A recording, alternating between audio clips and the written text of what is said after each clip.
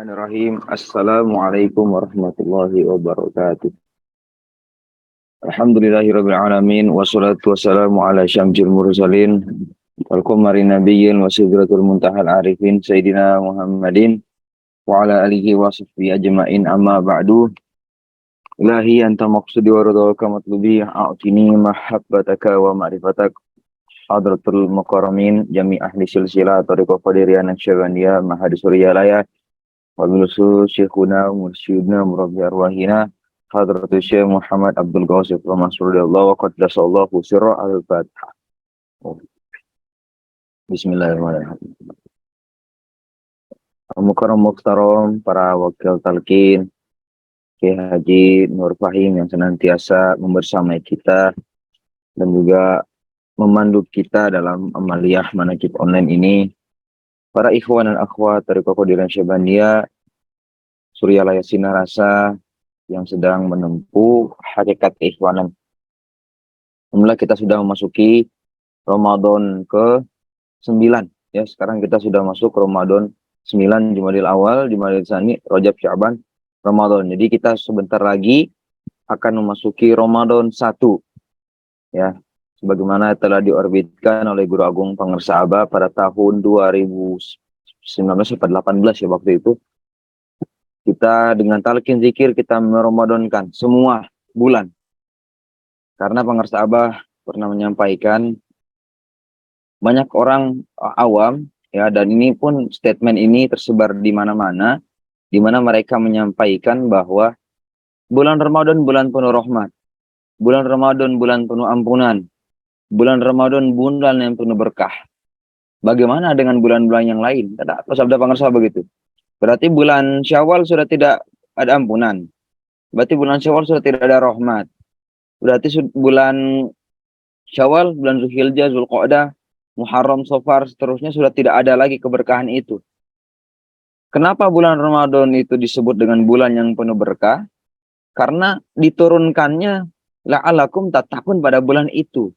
Jadi yang membuat bulan itu berkah adalah bukan bulannya, tapi sesuatu yang turun di bulan itu. Yaitu apa? Iqra bismi rabbikal ladzi khalaq. Itulah yang ditanamkan. Iqra bismi rabbikal ladzi khalaq. Iqra itu zikir jahar kata Pangersa Abah. La ilaha illallah bismi rabbik adalah zikir khafi dengan menyebut nama Tuhanmu. Gitu. Jadi kenapa kita semua bulan itu bulan Ramadan? Karena kita sudah memiliki inti dari bulan Ramadan, yaitu dua kalimat, Iqra zikir jahar, bismi rabbikal ladzi khalaq zikir khafi. Jadi sangat tepat dan sudah pasti tepat, tidak mungkin salah apabila Pangersa Abah menyampaikan seluruh bulan sudah menjadi bulan Ramadan. Tidak salah dan pasti benar karena sudah kita memiliki la'alakum tattaqun, ketakwaan, takwa mawas diri, at-taqwa hahuna, at-taqwa hahuna, at-taqwa hahuna. Sabda Kanjeng Nabi Muhammad SAW, takwa itu di sini, di sini, di sini. Di mana? Di hati, di kolbu. Kenapa takwa itu di hati? Karena ala inna fil jasadi ibni adamin mudghah. Di dalam jasad kita, anak-anak Adam ini, tidak peduli anak Adam Amerika, anak Adam dari Qatar, anak Adam dari Mesir, anak Adam dari Belanda, dari anak Adam manapun, di dalam jasadnya ada mudghah, segumpal daging. Faiza solahat jasadu kullu. Kalau segumpal daging ini baik, ke segumpal daging ini, maka seluruh jasadnya pun akan baik. Matanya akan baik, tangannya akan baik, mulutnya akan baik, telinganya akan baik, kakinya akan baik. Matanya hanya akan melihat yang baik-baik, kupingnya hanya mendengarkan yang baik-baik, tangannya hanya dipergunakan untuk melakukan kebaikan, kakinya hanya digunakan untuk melangkah ke tempat-tempat yang baik, dan mulutnya pun hanya akan mengeluarkan hal yang baik-baik juga. Tapi faiza fasadat jasadu kullu. Kelemahannya, kalau segumpal daging ini buruk, maka buruk juga semuanya.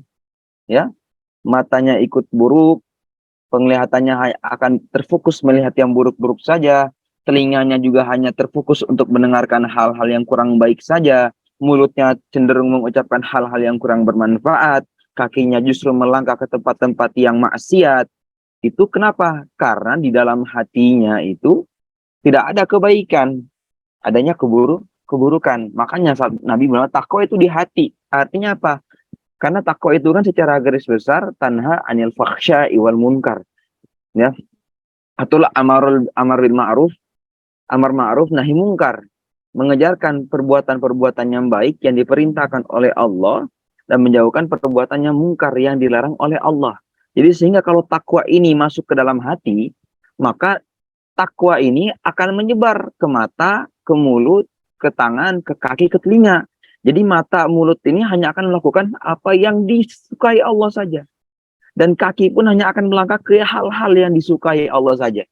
Dalam hal ini adalah talqin zikir. Ditanamkannya kalimat thayyibah la ilaha illallah. Karena kalimat thayyibah la ilaha illallah adalah kalimat takwa. Jadi bagaimana menanamkan takwa?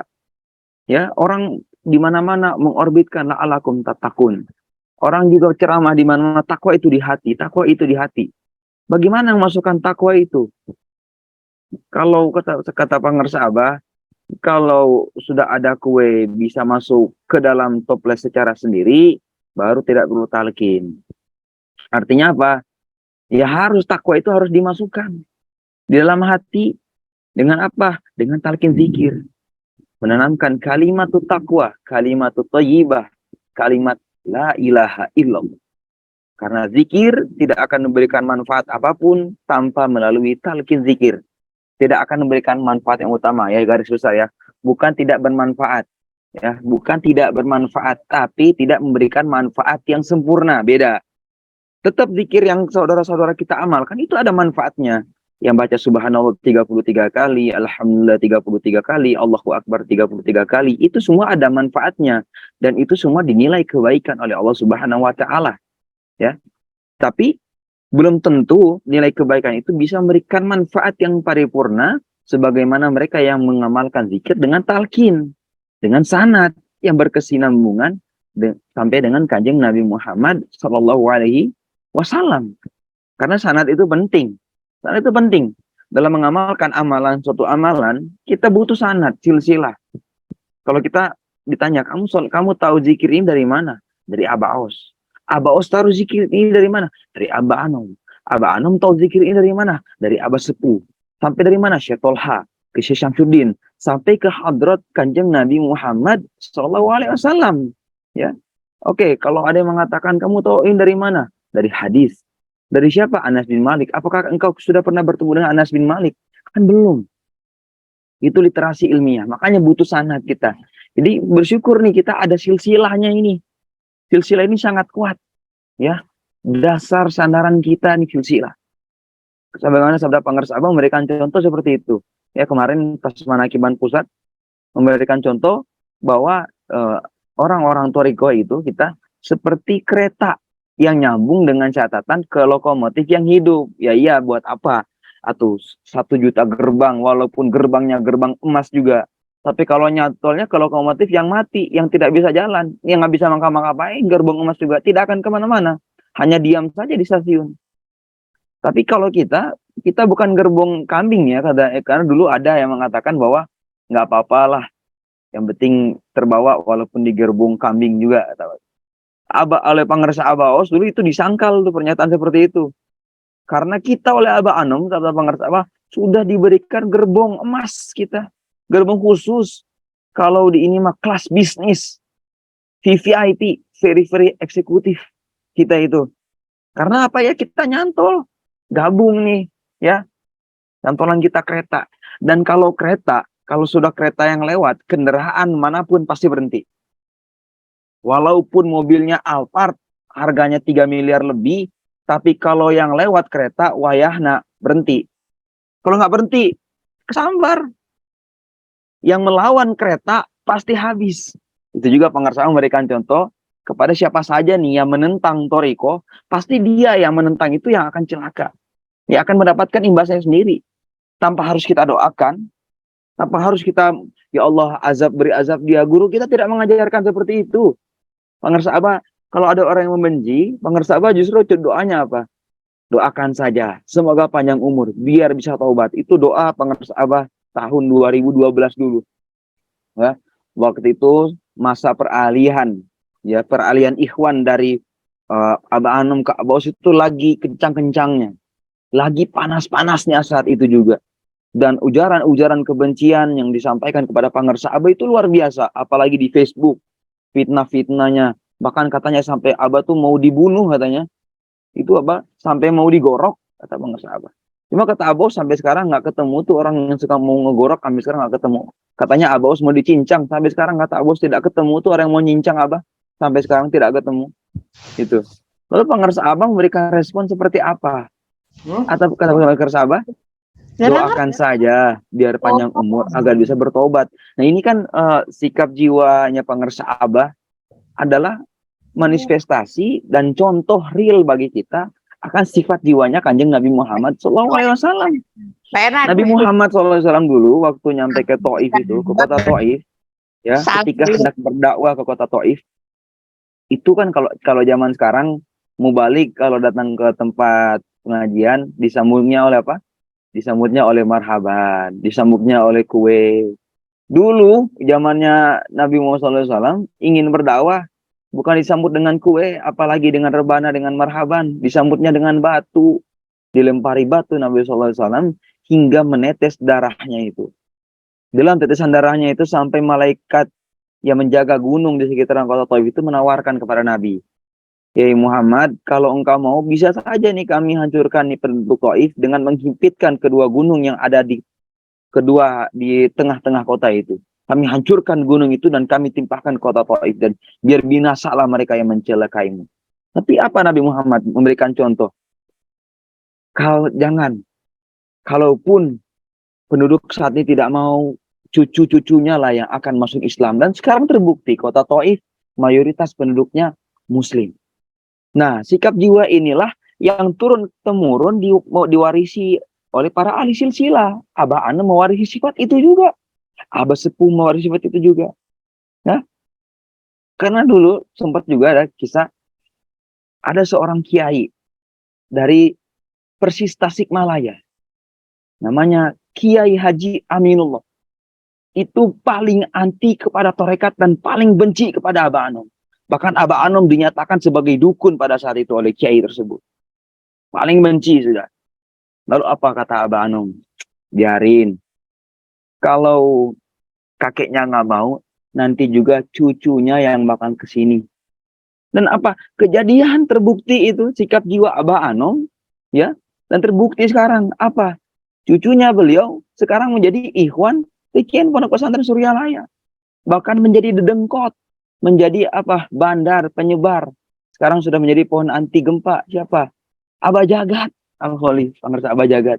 Jadi kakeknya Abah Jagat itu dulu itu sangat menentang Abah Anom. Kakeknya dari pangersa Abah Jagat. Tapi karena doa Abah Anom biarkan saja. Ya, kalau kakeknya nggak mau, nanti juga cucunya. Dan benar, terkabul itu. Terwujud perkataan Abah Anom di Zarang. Itu kan sikap jiwa yang sama ya. Sikap jiwa Abah Anom menunjukkan terhadap membenci, respon yang diberikan itu sama juga sebagaimana respon Kanjeng Nabi Muhammad SAW memberikan respon kepada orang-orang kota Taif pada saat itu. Nah, terakhir terdapat, saya tutup dengan kisah karomah dari pangersa Abah Anom dulu. Jadi dulu ada seorang kiai dari Banjar Patroman ingin punya anak laki-laki bersama istrinya, ingin punya anak laki-laki. Ketika sudah hamil 9 bulan, istrinya curiga. Kenapa? Karena perutnya membesar tapi tidak ada pergerakan bayi. Jadi perutnya tuh nggak bergerak. Setelah diperiksa ke dokter kandungan, apa kata dokter? Ibu mah tidak hamil, ini mah daging jadi. Jadi yang dikandung itu, yang membengkak itu bukan bayi, tapi daging jadi. Laporan ke Abah Anom. Abah, saya teh katanya dokter bukan hamil, tapi daging jadi. Gitu. Nah, kasih air, minta air ke Abah Anom. Kata Abah Anom, Jung, periksa lagi.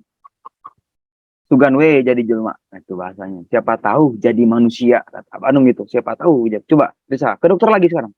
Siapa tahu jadi manusia. Baru sampai Warudoyong, tiba-tiba ibu itu merasakan pergerakan dalam perutnya. Bergerak ke dalam perutnya. Ya, lahir seorang bayi namanya Idos. Sudah dimuat di Nukto. Dan orangnya masih ada sampai sekarang. Luar biasa. Abah Anom tidak Allahumma Ya Allah, berikanlah, jadikanlah. Tidak. Abah Anum doanya apa? Silakan periksa lagi. Siapa tahu jadi manusia. Sugan weh jadi jelma. Hanya segitu. Artinya apa? Selama ada wali Allah, ya selama kita mengikatkan diri kita, menyandarkan diri kita dengan wali Allah, maka tidak ada yang mustahil. Ya, tidak ada yang mustahil. Kita serahkan semua kepada beliau-beliau dengan apa? Mengamalkan, mengamankan, melestarikan ajaran TKN berpesan dan surya. Ya. Semoga Allah berkahi semuanya segala Islam. Barakatuh warahmatullahi wabarakatuh. Al-Fatihah.